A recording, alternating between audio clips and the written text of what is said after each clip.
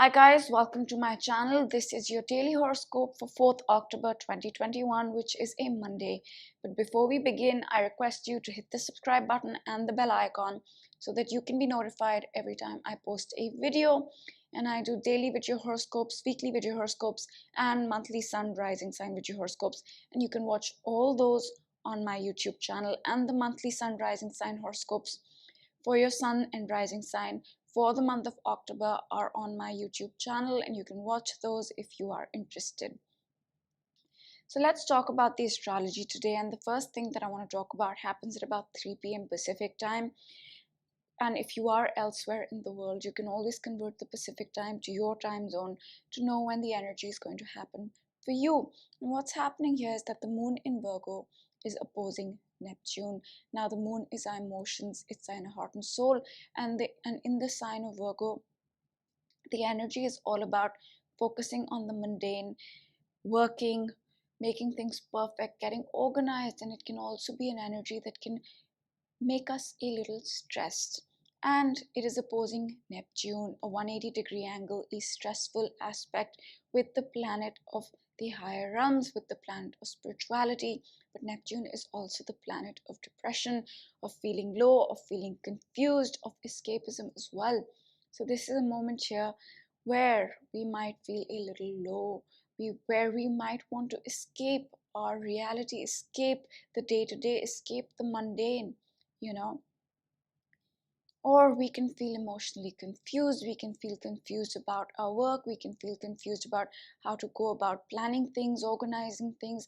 So this energy can be a little challenging. It can lead to confusion. It can lead to feeling a little low. It can lead to feeling like, okay, I don't want to face this. I want to escape this. So that's the energy. And if you are feeling all those things, best to let it pass. Best to let this energy pass.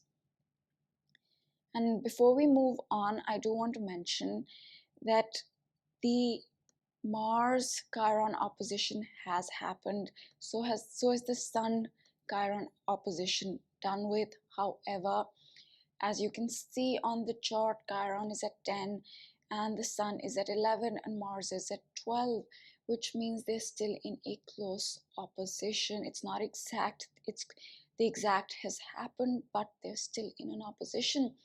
And what this means is the remnants of that energy, of feeling some sort of pain, of feeling like I'm feeling my wounds that are not letting me move on.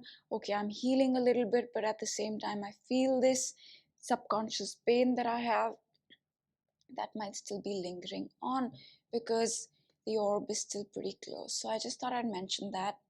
Now moving on, at 8 p.m. Pacific time, we have the moon in Virgo trining Pluto. Now this is a positive aspect. A trine represents a flow, an ease to things, and the moon is our emotions, and Pluto is the planet of transformation, of healing, catharsis, endings, beginnings. So this is a moment where we might really transform our emotions or go through a process of catharsis or an emotional healing. Pluto, or an ending of an emotional pattern and a beginning of new one. Alternatively, this could lead to a transformation in our health, in our job, in our routine, in our diet, in our lifestyle, in getting organized, in getting planned, because that's Virgo. So it could also be a transformation to the mundane, to the day-to-day, to our health, to our job, to our diet, all the things that I just mentioned. And this comes about quite easily and quite naturally because they're in a trine. So that's 8 p.m. And moving on, this is technically tomorrow, but let's talk about this. We have the moon in Virgo sextiling Venus. Now this is another positive aspect. Venus is the planet of love, of relationships, of projects, of self-worth, values, skills, finances, so many things, right? And the moon is our emotion, so this is a positive aspect. We're probably feeling good about these things in our life. So this is a positive moment here. And that's pretty much it for today. However, I do want to mention a couple of things.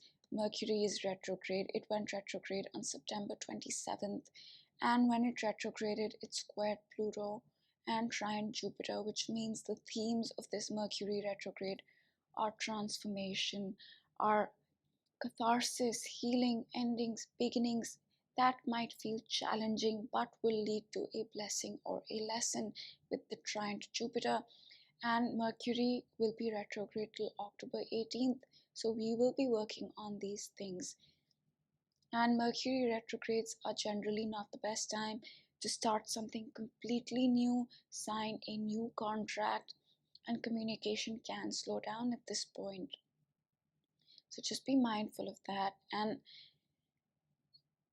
And if you are born with Mercury retrograde, then this is a period where you might find your thinking, your communication has more clarity because you're used to that energy. So that's Mercury retrograde. I do want to mention that Mars and Sun will conjunct soon, but before that we have the new moon in Libra. That being said, we are in the balsamic phase of the moon, which means 2 to 3 days before the new moon, it's a process of release, a subconscious release, and that's what we are going to be doing on this Monday. So those are the things we are building up to. A couple other things I want to mention because they're important is that Pluto is getting ready to go direct. It's been retrograde since April 27th and it's going to go direct on October 6th, same day as the new moon in Libra, and on October 10th Saturn is going to go direct. So we have a lot of planets going direct in October, which means the forward movement, the pace at which things move will pick up again. So just be mindful of that. And I'm going to keep it short, so that's all I'm going to say. And I will give the big picture of 2021 real quick. And these are themes we deal with on a daily basis. And the first of those is the Uranus-Saturn square of 2021. These planets are squaring after 21 years. And this energy is asking us to change, embrace the new, get rid of the old, and embrace our true authentic self. And right now, this energy is not at its peak. It was at its peak in June and will be at its peak in December. So this is an underlying theme of 2021. The second is that 2021 is a year that we will build two astrological cycles that started in 2020, the Saturn Jupiter, a 20-year cycle, and the Saturn Pluto, a cycle that will be with us till 2053, and that started in Jan of 2020 and ended a cycle that started in 1982.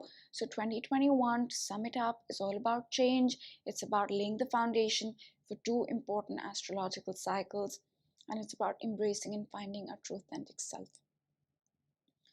So now I will pick a card for today and then we will close it out. Okay.